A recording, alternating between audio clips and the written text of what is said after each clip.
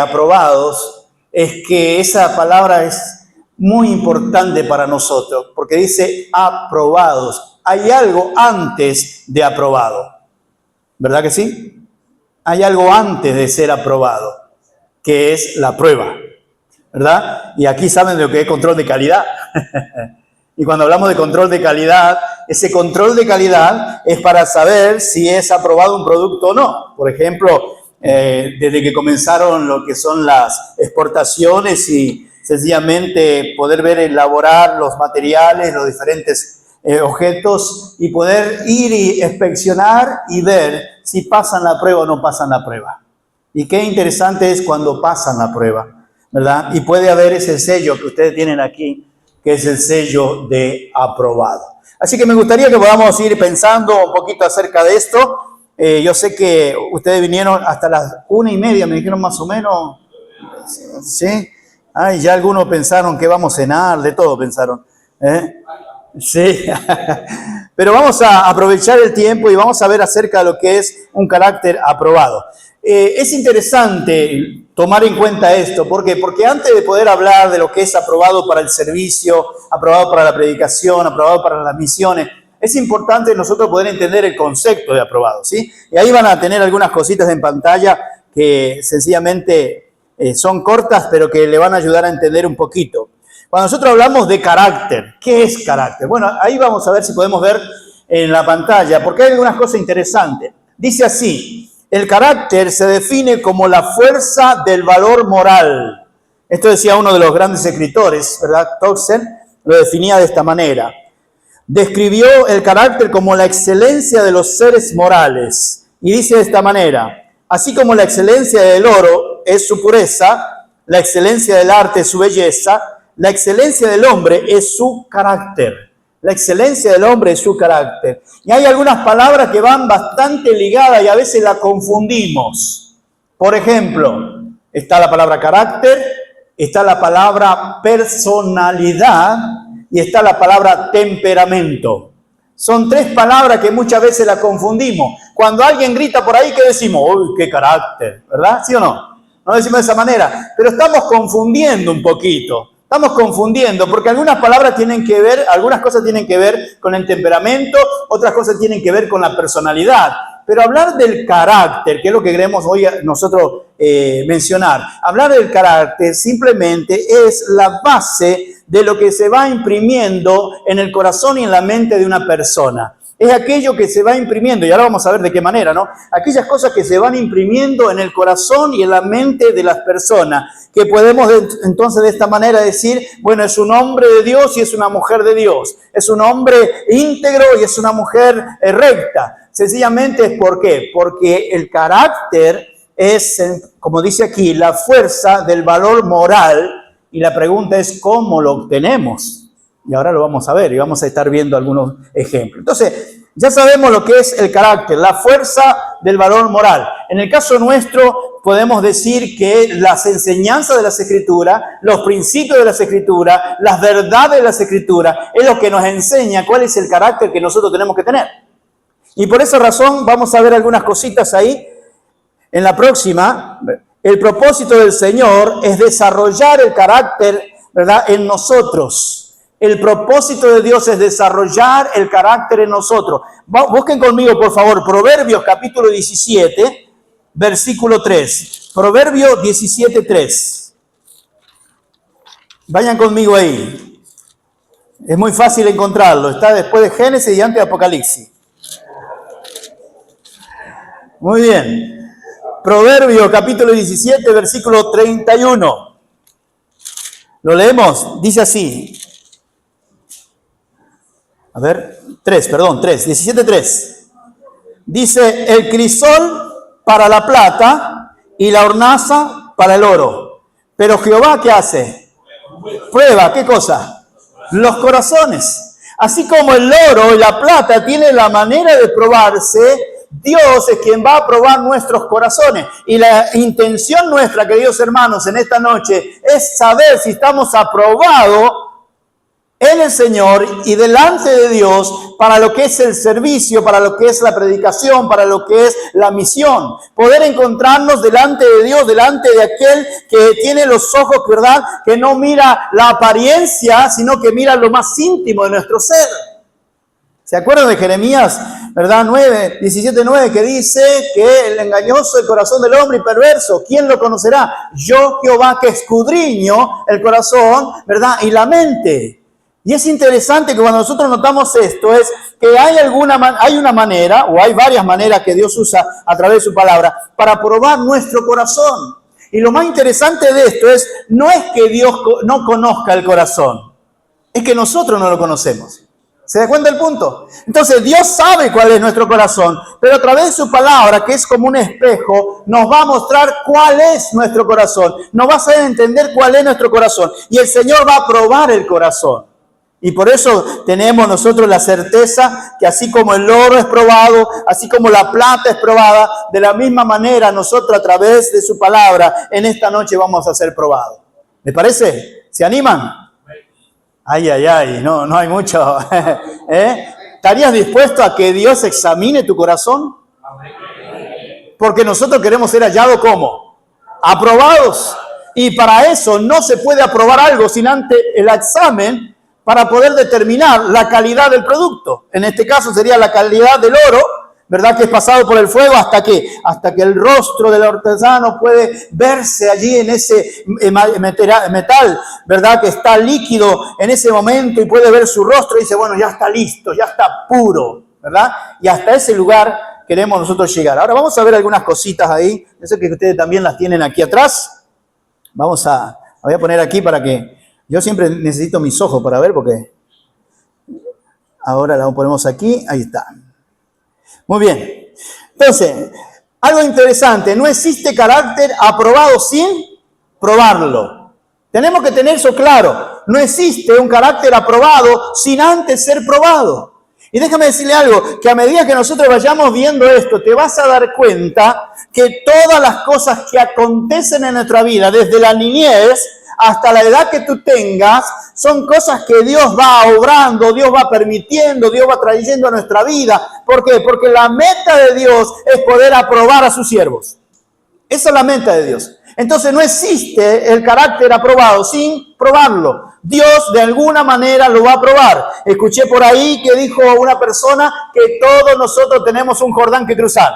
¿Verdad? Lo he escuchado por ahí. Otros he escuchado que dicen, bueno, todos nosotros en algún momento tendremos que cruzar nuestro mar rojo. Ahora, lo que yo sí sé es que no existe un carácter aprobado sin que Dios lo pruebe antes. Y por eso queremos llegar a ese punto.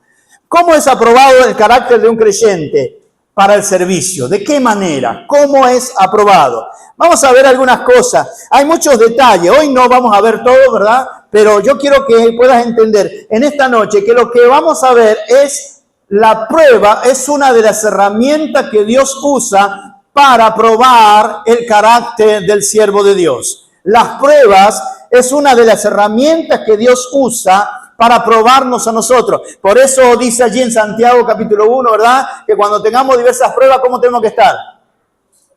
A ver, ¿se acuerdan? Gozoso. Tened por sumo gozo cuando os halléis. ¿Y es siempre así? ¿Verdad que no? Entonces, la idea es entender que Dios va a probar y una de las cosas que va a usar son las pruebas. Ahora, me gustaría que podamos ver algunos ejemplos bíblicos. Ejemplos bíblicos de un carácter aprobado por Dios. Son varios personajes del Antiguo Testamento. Solo vamos a ver 120 en esta noche. Después veremos... No se asuste. Solamente para saber si usted está despierto, nada más. Muy bien. Ejemplo bíblico de un carácter aprobado. En primer lugar, encontramos un personaje que usted conoce mucho, ¿verdad? Y no es porque hay una telenovela por ahí dando vuelta, no. Este personaje es Moisés. Moisés, un niño que nació en una circunstancia muy difícil, un niño que sencillamente pudiese haber muerto porque todos los varones eran muertos. El rey le había dicho a las parteras que matase a todo aquello que fueran varones y dejasen las hembras. Y ahí comienza todo el proceso, hasta el punto que usted conoce. Hay detalles que solamente los voy a mencionar porque usted lo conoce. Por ejemplo, ¿dónde terminó viviendo Moisés? En Egipto, ¿verdad? ¿En qué lugar? En el palacio, en la casa, ¿verdad? Del faraón, de la hija del faraón. Entonces estuvo allí 40 años. Un día se le ocurre salir a ver a su pueblo y usted conoce la historia. ¿Qué pasó? Vio ahí a un egipcio golpeando a uno de su pueblo y fue y lo mató y lo enterró en lo que nunca se mueve. Lo enterró en la arena, ¿verdad? No se mueve hasta que no venga un viento, ¿no? Y entonces enterró ahí. Cuando se dio cuenta Faraón, cuando la noticia salió huyendo de Egipto y entonces se encontró allá en Madián y en aquel lugar estuvo haciendo ¿qué? Yo le pregunto porque usted sabe. ¿Qué estuvo haciendo allá? Pastoreando ovejas. ¿La oveja de quién? ¿De su suegro? Muy bien, estuvo ahí y es en aquel lugar donde Dios lo va a llamar. ¿Se acuerdan de la famosa zarza ardiendo? ¿Se acuerdan? Es el lugar donde Dios va a llamar. Y después de eso encontramos otros 40 años dando vuelta en el desierto, ahora no con ovejas, sino con el pueblo de Israel. Así que ya usted conoce toda la historia. Pero déjeme decirle algo, todo lo que pasó Moisés es para poder lograr en el corazón de él, ¿verdad? Algo que es sumamente importante en la obra de Dios. ¿Saben qué es? Es la mansedumbre. La mansedumbre. Ustedes se acuerdan de Moisés, el cual salió con todo el ímpetu, pensando quizás que a su manera, a su forma, con su fuerza, podía lograr liberar al pueblo. Y no era la forma en la que Dios lo iba a liberar. Pero tuvo que aprender, y lo aprendió atrás de las ovejas, lo aprendió en el desierto, lo aprendió trabajando para su suegro, hasta que Dios le llamó para poder ir a sacar a su pueblo desde Egipto. Pero ¿saben algo interesante? Si ustedes buscan ahí un versículo en Números, vayamos allá, Números, capítulo 12. Números capítulo 12, versículo 3. Dice lo siguiente: y aquel varón Moisés era como muy manso, más que todos los hombres que había sobre la tierra. ¿Saben que Moisés fue probado? Y fue aprobado. ¿En qué fue probado Moisés? En algo que necesitaba. Y lo que él necesitaba era aprender mansedumbre. Y el Señor lo llevó por el desierto, el Señor lo llevó detrás de las ovejas, el Señor lo llevó a tantos lugares y momentos y fue preparando el corazón de Moisés a tal forma y de tal manera que cuando Moisés sacó al pueblo de Egipto, lo sacó con un corazón manso, dispuesto a servir al pueblo, dispuesto a ayudar al pueblo, dispuesto a liderar el pueblo, dispuesto a llevar a esa tierra prometida a este pueblo, que era un pueblo que usted lo conoce, ¿verdad? Salió de Egipto, lo primero que se encuentra es el Mar Rojo y comienza a quejarse. Cruzan el Mar Rojo en seco, del otro lado cantaron el himno de victoria y llegó y tenían sed y otra vez hablar y murmurar. Usted conoce la historia. Pero ese pueblo terrible, Dios necesitaba un líder manso. Y tuvo que trabajar en la vida de Moisés para lograr que Moisés pudiese ser aprobado y poder tener un corazón tan manso que dice que no había otro hombre en la tierra manso como Moisés. Déjeme decirle algo, la obra de Dios se hace con corazones mansos. La obra de Dios se hace con amabilidad. La obra de Dios se hace con un corazón dispuesto a bendecir a los demás, no a buscar cosas personales. Ahí en 1 de Pedro, si ustedes me acompañan rápidamente, 1 de Pedro capítulo 5, no se preocupe que yo los voy a llevar de Génesis a Apocalipsis, así que no se preocupe, usted ahí está. ¿Cuántos tienen Biblia? A ver, ¿cuántos tienen Biblia? Levantando la Biblia. No cuántos prenden la Biblia, sino cuántos tienen Biblia. Ah, muy bien, muy bien. Vayamos ahí entonces, 1 de Pedro, capítulo 5. Versículo 3, dice de esta manera: no como teniendo señorío sobre los que están a vuestro cuidado, sino siendo ejemplo de la grey. Y cuando el 2 dice: apacentad la grey de Dios que está entre vosotros, cuidando de ella, no por fuerza, sino voluntariamente, no por ganancia deshonesta, sino por ánimo pronto. Y cuando hablamos de la obra de Dios, necesitamos siervos con un corazón manso, con un corazón que esté dispuesto a ver las fallas de los demás, que esté dispuesto a ver cuando los demás fallan, pero que tenga el corazón para decir: vamos arriba, levántate, sigamos adelante, vamos, que se puede. Eso es lo que necesitamos. Y dice aquí, apacentar la grey de Dios. Dice, cuidando de ella, no por fuerza, sino voluntariamente. Qué bueno es estar en la obra de Dios, pero Dios quiere que nosotros podamos tener un carácter aprobado. Y en este caso es el concepto de la mansedumbre. Mansedumbre, fuerza bajo control. ¿Usted cree que Moisés no tenía fuerza? En primer lugar, cuando salió mató al egipcio. Y después cuando llegó al pozo, ¿qué hizo? Defendió a las hijas de Jetro, ¿verdad? De los otros pastores que no la querían dejar que sus ovejas beban. Y la dejaban de última para que ya a la noche pudieran de esta manera ellas darle de beber a sus ovejas. Pero Moisés fue y la defendió. ¿Tenía fuerza? Claro que tenía fuerza. Pero esa fuerza necesitaba control. Y por eso Dios va a hacer de este siervo un hombre manso, que no había otro hombre como él en la tierra, como lo es él. Ahora, qué interesante es notar. Después vamos a comparar estos conceptos con la vida de Cristo, ¿verdad? Si nos da tiempo, vamos a tratar de llegar. Seguimos. Entonces, cuando hablamos de lo que es Moisés, 40 años en Egipto, 40 años en el desierto cuidando sus ovejas, estuvo 40 años dirigiendo al pueblo de Israel. Usted recuerda que al final no pudo entrar, ¿se acuerda? Es decir, no era perfecto. El Señor que le dijo, háblale a la piedra, a la roca, ¿y qué hizo Moisés? Golpeó la roca, no era perfecto. Pero aún no siendo perfecto, era el hombre más manso de la tierra. ¿Hasta qué punto lo llevaron, verdad, a Moisés, que terminó haciendo esto? Pero Moisés es considerado como el hombre más manso de la tierra en ese momento. Seguimos, continuamos. Vamos a ver otro personaje. Es el personaje de Job. Cuando hablamos del personaje de Job, carácter aprobado, quitándole las bendiciones. Si ustedes van ahí a Job capítulo 1, acompáñenme, antes de Salmo. Estamos hablando del carácter del creyente, del carácter del cristiano. Vayamos ahí a Job capítulo 1, usted conoce la historia, solamente la vamos a recordar. Versículos 7 y 8. Dice así, y dijo Jehová a Satanás, ¿de dónde vienes? Respondió Satanás a Jehová, dijo, de rodear la tierra y de andar por ella. Y Jehová dijo a Satanás, ¿no has considerado a mi siervo Job, que no hay otro como él en la tierra, varón perfecto y recto, temeroso de Dios y apartado del mal? Fíjense las características del carácter de Job.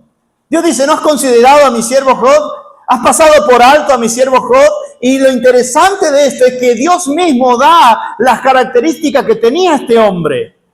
Y fíjese algo interesante, en Moisés decía que no había otro hombre más manso que Moisés. En este pasaje dice el versículo que no hay otro como él en la tierra, en el versículo 8. No hay otro como él en la tierra. Ahora, usted recuerda en la vida de Noé, haciendo un paréntesis, dice que el corazón de los hombres era de continuo al mal, pero Noé halló gracia a los ojos de Dios. ¿Qué me hace pensar en esto, queridos hermanos, tanto con Moisés, con Job, con Noé? Que en medio de todo este mundo, de toda esta sociedad, hay hombres de verdad y hay mujeres de verdad. Hay hombres que tienen carácter que Dios quiere, aprobado para servirle. La pregunta es si somos nosotros. Esa es la pregunta. Ahora, en el caso de Job, fíjese las características que menciona Dios. En primer lugar dice varón perfecto y recto. Luego dice temeroso de Dios. En tercer lugar dice apartado del mal.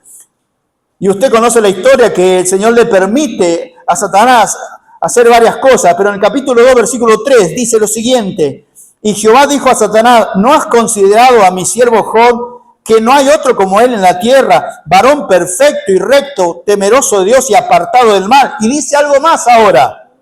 Y que todavía retiene su integridad, aun cuando tú me incitaste contra él, para que lo arruinara sin causa. ¿Saben lo que entendemos aquí? Que este hombre era un hombre de Dios, con un carácter que a pesar del Señor permitir que le sacaran todas las bendiciones, ni aún así negó al Señor. Ni aún así le adjudicó algo malo a Dios. Recibiremos el bien y no el mal. ¿Se acuerdan las palabras de Job? Recibiremos el bien y no el mal. Entonces, déjeme decirle algo, querido hermano. En el mundo tendréis aflicción.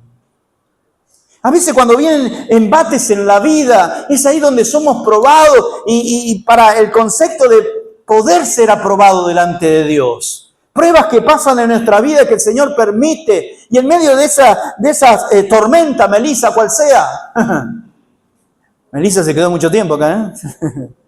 Gracias a Dios que fue agua, porque en otros lugares acabó. Pero ¿sabe? Cuando las tormentas vienen a nuestra vida, lo que Dios quiere es tratar de llevar nuestra vida a ese fuego de la prueba para sacar lo mejor de nosotros. Y Job dice que él era hombre temeroso. Miren algunas cositas. Cuando hablamos de integridad, íntegro, temeroso de Dios, apartado del mal, íntegro, no carece de ninguna de sus partes, entero, completo. Déjeme decirle algo, Job era un hombre completo, creyente en Dios.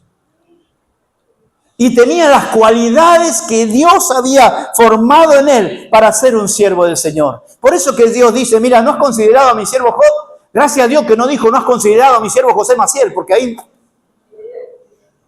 dijo a Job, gracias a Dios por eso, ¿verdad? Pero habla de un hombre íntegro. ¿Qué más? Temeroso significa tener un profundo respeto, reverencia y sumisión a Dios. Me impulsa a vivir una vida justa, apartado del mal, distanciarse activamente de acciones pecaminosas y morales incorrectas. Y esa era la vida de Job. Y esa es la vida del creyente de hoy que Dios necesita para aprobarlo para el servicio. Hombres que sean íntegros, hombres que sean temerosos, que respeten a Dios, que reverencien a Dios, que se sometan a Dios. Pero también necesitamos hombres que se aparten del mal, que cuando ven el mal se escondan. Y que sepan cuándo salir corriendo. Como dice Pablo a Timoteo, huye de las pasiones juveniles. No te dice quédate y pelea con ella, no, dice huye. Entonces, hablar del carácter del siervo del Señor, en primer lugar, tiene que ser un hombre manso. Hablar del carácter del creyente, del siervo de Dios, tiene que ser un hombre íntegro. Dios va a usar a los hombres íntegros. Y si usted ve en el pasaje que usted tiene como lema de la conferencia, dice que hay vasos de honra, pero también hay vasos de deshonra. Dios está buscando dentro de nosotros hombres y mujeres que tengan un carácter íntegro. Que cuando en la iglesia llegan, no vaya ahí donde están colgadas la sombrilla a buscar la aureola para que se vea bonito en la iglesia. Sino que cuando salen de la iglesia y están en su hogar, puedan tener un matrimonio que glorifique al Señor. Un matrimonio y una familia que le dé el tiempo a Dios, que le dé la gloria a Dios, que le dé lo que necesita para poder vivir en una comunión íntima con Dios y disfrutar de servir al Señor. Necesitamos gente que sea cristiana en todo lugar, en el deporte, en el trabajo, en la calle, donde sea, que al mirar a los demás puedan decir, ahí va un verdadero cristiano.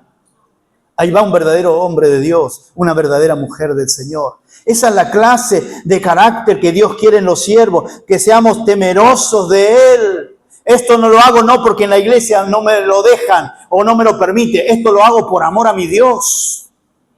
Lo que hago lo hago por amor a Dios y lo que no hago lo hago por amor a Dios, porque yo temo al Señor. Porque usted teme al Señor. Necesitamos hoy día hombres que se paren y mujeres que se paren diciendo, nosotros no vamos a ser igual que este mundo. Nosotros tenemos principios, nosotros tenemos la verdad de Dios, nosotros tenemos los mandamientos del Señor y los vamos a cumplir. Esté gente, haya gente o no haya gente. Que en la soledad pueda haber integridad.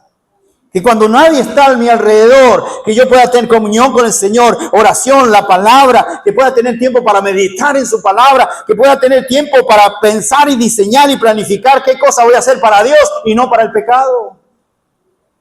Hoy estamos en una época donde todo se ha puesto fácil para el pecado. Pero necesitamos hombres y mujeres que tengan un carácter firme en decir, yo temo a mi Señor y yo voy a vivir para la gloria de Dios. Necesitamos gente que se aparte del mal.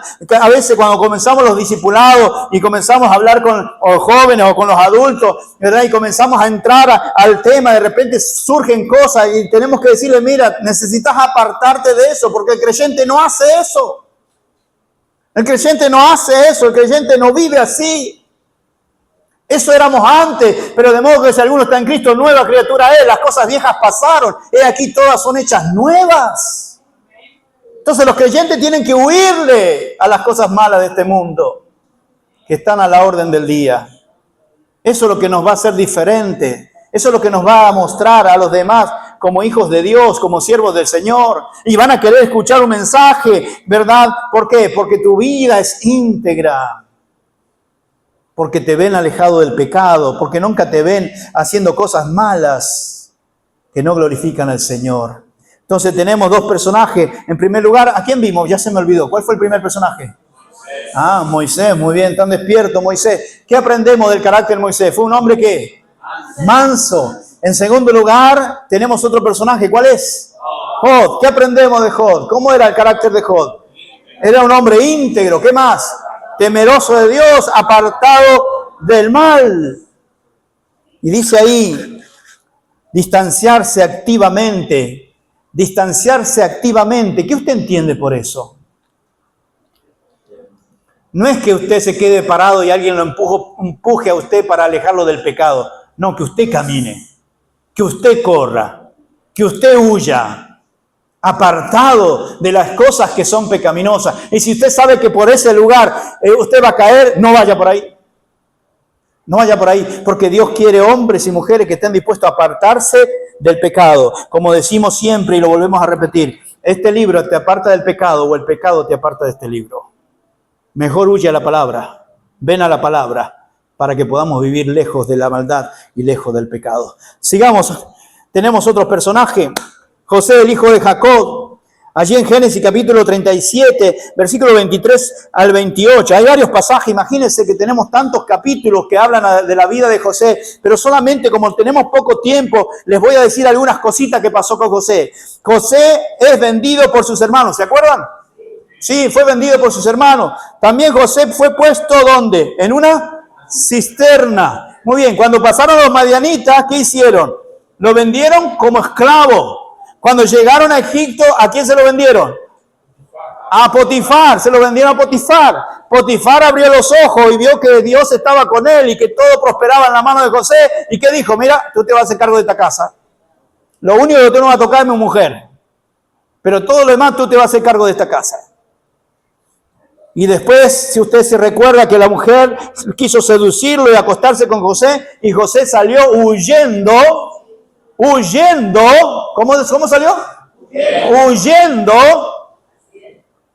por temor a Dios y por respeto a su amo. Pero ¿qué más? Allí en Génesis capítulo 39, 9 al 12, ¿verdad? Vamos a encontrar la característica del carácter de José. José era un hombre puro, un hombre santo, un hombre temeroso. Vamos a leerlo, acompáñeme. Génesis capítulo 39.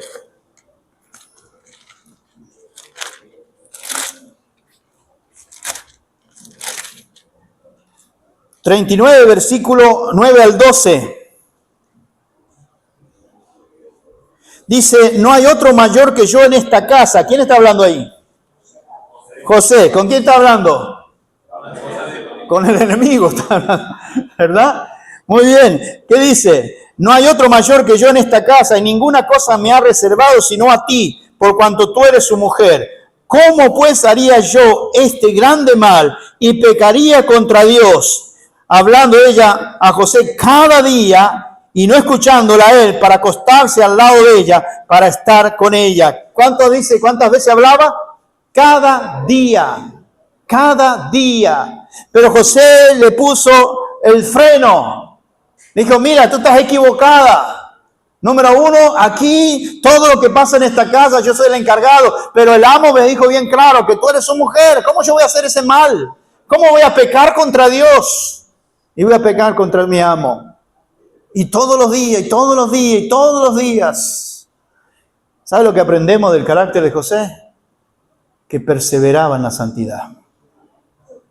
Él tenía que ir obligado a trabajar. Si hubiese sido nuestra época, podemos renunciar e irnos. Aunque algunos se quedarían, espero que no. Pero si fuera nuestra época, quizás renunciamos al trabajo y nos vamos. Pero José tenía que ir todos los días, todos los días. Y déjeme decirle algo, cuando hablamos de perseverancia, hablamos de un compromiso que José tenía con Dios. Y ese compromiso era de santidad. Y vemos a José como un hombre puro. Y esa es la clase de siervo que Dios está buscando. Hombres puros, que cuando tuvieron la oportunidad, que cuando solamente era hacer un clic y ya, José dijo, ¿cómo yo voy a hacer ese grande mal? ¿Cómo yo voy a pecar contra mi Dios? Pero no hay nadie. Yo mandé todo para su casa. Aquí no hay nadie. Estás tú y yo y nadie más. Nadie se va a enterar. ¡No! Yo amo a mi Dios. Soy temeroso de mi Dios. Y yo no voy a hacer eso con Dios. Yo voy a seguir viviendo una vida santa que glorifique al Señor. Ese es sencillamente el carácter de José. Un hombre puro. Tuvo la oportunidad. Pero él decidió huir. Déjeme decirle algo. Satanás es muy astuto. Y Satanás va a poner muchas oportunidades para fallar al Señor. Así que si tú no tienes un carácter formado por Dios y su palabra, para tomar convicciones, para poder tomar decisiones firmes, en el momento que venga la tentación, no vas a estar listo y preparado para decir que no. Si hay algo que siempre enseño a través de estos pasajes de Génesis, es que José no venció en el momento que la mujer estaba con José solo. José venció en el lugar que estaba solo con Dios, que hizo un compromiso con Dios, que hizo un pacto con Dios, que decidió tomar la decisión firme de vivir para el Señor, glorificar al Señor y no ofender al Señor. Es ahí que venció. Si él no hubiese estado allí en la comunión con el Señor, ay de él. Y a veces nosotros nos creemos tan firmes. El Señor dice, el que cree estar firme, mire, que no caiga. Yo, cuando el Señor me permitió tener un vehículo, yo hice un pacto con el Señor. Y yo le dije, Señor, en el asiento de mi esposa ninguna mujer va a ir ahí. Y de vez en cuando pongo los zapatos de ella ahí, de ese lado. ¿Sabe cuántas enemigas me hice por eso? Cuando usted sale de su casa y una vecina dice, vecino, llévame que voy para allá, usted no va para allá. Y vienen a abrir la puerta de adelante para subirse. Y yo aprendí un truquito, tácate. Y estiro el brazo y abro la puerta de atrás, si es necesario, que se siente atrás. ¿Usted se imagina en el barrio? ¿Usted se imagina en el pueblo tan pequeño? Dice, pastor, ¿cambió de mujer ahora? Anda con otra. Y toda la semana anda con una nueva. Para yo no tener que bajarme y explicarle tanto, mejor, el lugar al lado mío es de mi esposa. Y lo puede usar mi suegra cuando mi esposa me dice, pon las piernas, sentala ahí que yo me siento atrás. Lo mismo con mi cuñada. Si alguna condición física, tiene que sentarse con mi esposa atrás. Pero ese lugar es de mi esposa. Y algunos me dirán, viejo, lo que usted quiera decirme. Pero si nosotros no ponemos límite, el pecado nos va a arropar.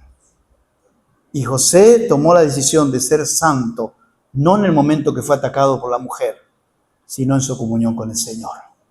Así que eso es lo que Dios quiere de los siervos, carácter de pureza, que sean santos, que tomen decisiones firmes para vivir una vida que glorifique al Señor.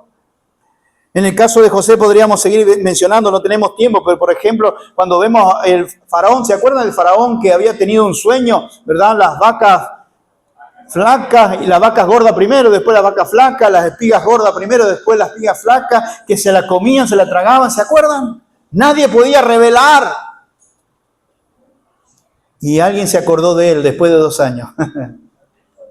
El copero del rey dijo, pero allá en la cárcel hay un joven hebreo que me dijo la interpretación de mi sueño. Y así mismo pasó. Lo buscaron y va delante del faraón y le dice, así que tú tienes la capacidad de revelar sueños. Yo no. Es Dios. Él va a dar la interpretación al rey. Con toda esa capacidad, vemos a José un hombre humilde. Un hombre humilde. Así que aquí vamos viendo parte de lo que es nuestro carácter que Dios busca para ser aprobado. Manso, temeroso, íntegro, temeroso, apartado del mal, santo, puro y humilde. Ese es el carácter que Dios aprueba para que podamos vivir una vida de servicio al Señor. Terminamos con el último. Daniel. ¿Se acuerdan de Daniel? Vamos allí a Daniel capítulo 1, versículo 8. No se preocupe que no vamos a hablar de profecía en esta noche.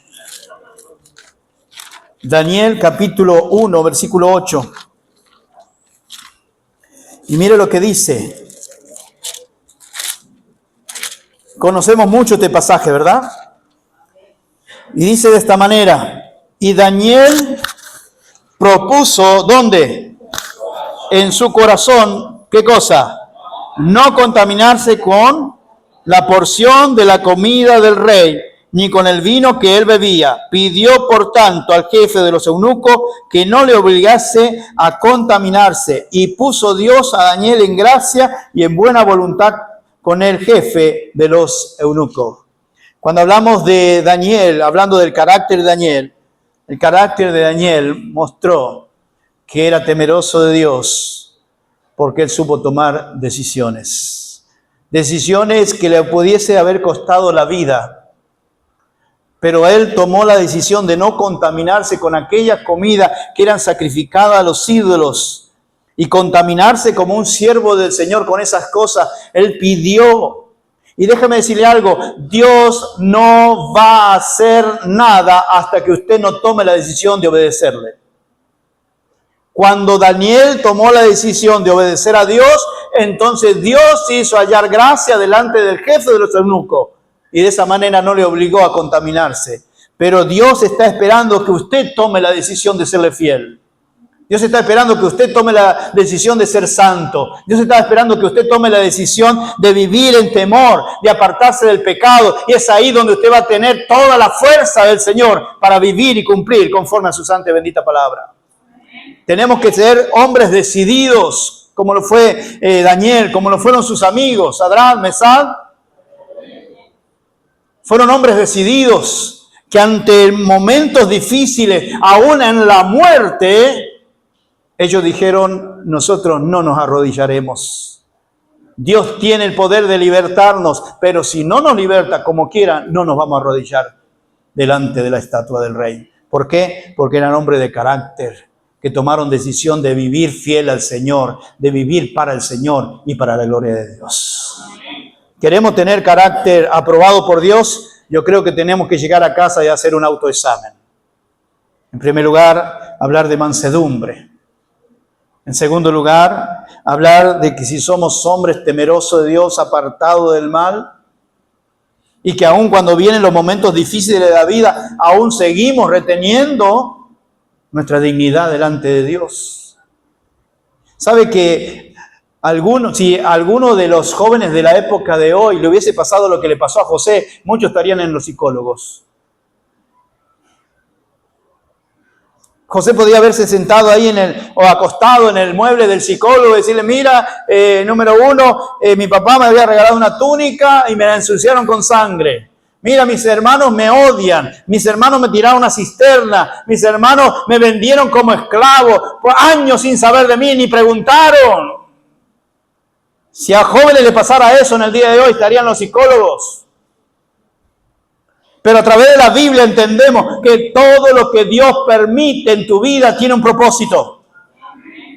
Aún los momentos difíciles de tu vida, aún las cosas terribles que han pasado en tu vida, Dios las puede tornar para bien. Romanos 8:28. Y sabemos que a los que aman a Dios todas las cosas, ¿qué? ¿Y por qué lloramos en los rincones? Y no buscamos el rostro de Dios para saber cuál es el propósito que Dios tiene con cada cosa que nos acontece, con cada cosa que nos pasa. ¿Saben? Dios está trabajando en tu vida, Dios está trabajando en tu corazón y Dios quiere formar un corazón agradable a Él. Que seas aprobado. Ya el Señor te lo advirtió, en el mundo vas a tener aflicción, pero te dio la esperanza, la confianza. Pero confía, yo he vencido al mundo. A nadie le gusta sufrir, pero a veces es el camino para Dios transformar tu corazón.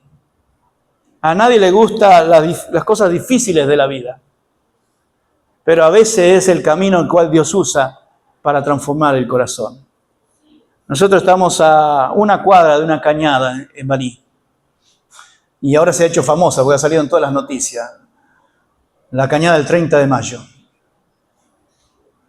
Y en aquel lugar ha hecho desastres. Y la gente llorando y la gente pidiendo a los que están en el gobierno que les ayuden. Y van y limpian y arreglan otra vez sus casas. A la otra noche volvió a pasar la lluvia y volvió a entrar agua a la misma altura que había pasado anteriormente. No entienden, no comprenden. Ese no es el lugar para vivir. Y a veces nos pasa a nosotros. Le aconsejamos, predicamos la palabra, le enseñamos la palabra. Y siguen en lo mismo, siguen en lo mismo y siguen en lo mismo. Por eso no podemos quejarnos cuando Dios no nos use. Porque Dios quiere hombres y mujeres aprobados. Eso es lo que Dios quiere. Y cuando escuche la palabra, abre tu corazón. Y cuando pase algo en tu vida, pregunte al Señor cuál es su propósito con lo que te ha pasado. Porque Dios está trabajando en tu vida. Y el Señor va a hacer una obra. Estando persuadido de esto, que el que comenzó la buena obra en vosotros, la perfeccionará hasta el día de Jesucristo. Recién cuando cantaba, dice, yo estoy en el horno. Barro, ¿se acuerdan la canción? Todos nosotros estamos ahí en el horno, en el torno. Pero todo lo que Dios permite en tu vida tiene un propósito grandioso.